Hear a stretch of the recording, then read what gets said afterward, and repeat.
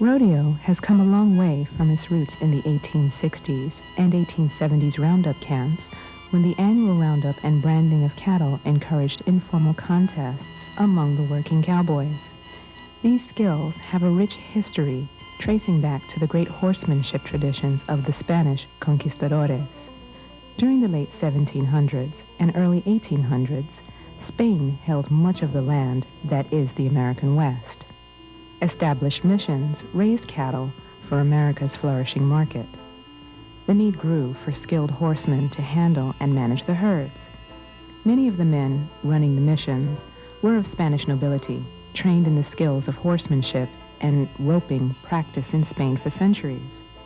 These skills were passed on to their workers, known as vaqueros, from the Spanish vaca for cow.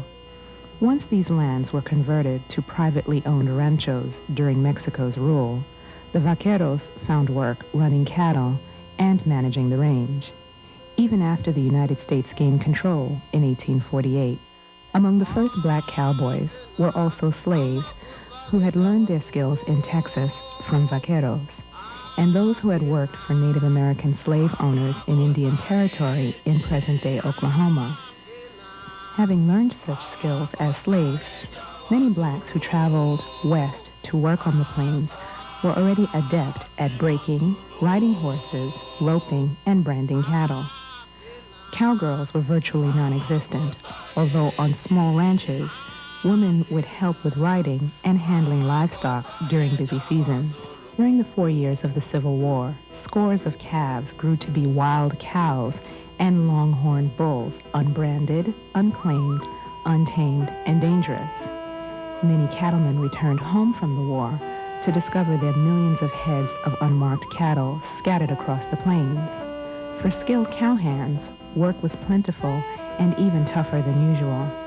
One might spend weeks alone tracking down steers that had hidden themselves in the brush.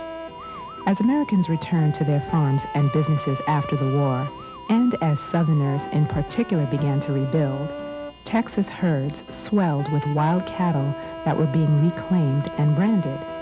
In the North and in the East, the market for beef began to flourish. Railroads were just beginning to extend into the West, finally providing a workable way to ship cattle. With millions of heads of cattle and very little other property, Texas cattlemen devoted themselves to driving their herds to meet the markets in these regions. These early routes were long, arduous, and demanded bone-aching and dangerous work from cowboys. However, the profits for those who succeeded were well worth the trouble. Rodeo was born in the casual roping and riding contests held at roundups in the 1860s and 1870s. Such cowboy fun tested the cowboys' basic skills in saddle bronc riding and steer roping. These informal tournaments had no arenas, no paying spectators, no entry fees, no rules, and no prizes. Wild Wild West shows opened doors to African American and Hispanic cowboy performers like steer wrestler Bill Bulldogging Pickett, fame trick and fancy roper Vincenze Oropesa, Jesse Stahl, bronc rider, Nat Deadwood Dick Love, champion cattle roper and sharpshooter. Cowgirls, such as Lucille Mulhall, benefited the most from participation in Wild West shows, which provided them with a natural stepping stone into the rodeo arena. Beginning in the 1930s, however, competitive cowgirls declined in number and prominence. Male-dominated rodeo organizations ignored women as serious participants, opting instead for glamorous but non-athletic ranch girls. With Gene Autry's monopoly of big-time rodeo in the 1940s, the place of female contestants virtually disappeared. In 1948, the Girls Rodeo Association, or GRA, was founded to ensure women's future participation in legitimate rodeo. All-girl rodeos gained prominence in the 1950s and 1960s, but are now less common. Today, Under the auspices of the Women's Professional Rodeo Association, or WPRA, female rodeo athletes concentrate on barrel racing, a timed event with more than $2 million in annual prize money. Second only to bull riding in popularity among today's rodeo fans, this contest combines superb horsemanship with all-out speed. Trick and fancy roping originated among the chattel riders of Old Mexico, where it was known as floreo de reata, or making flowers of rope.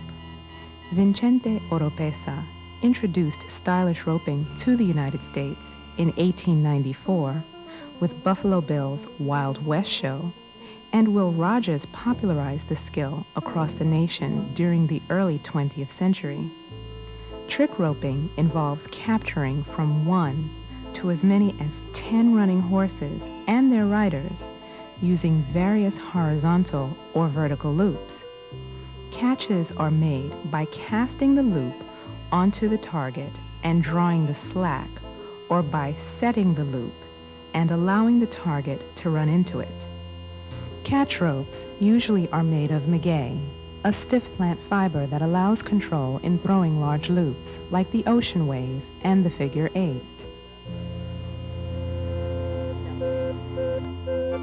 Fancy roping involves spinning or twirling a loop at different speeds in flat and vertical combinations.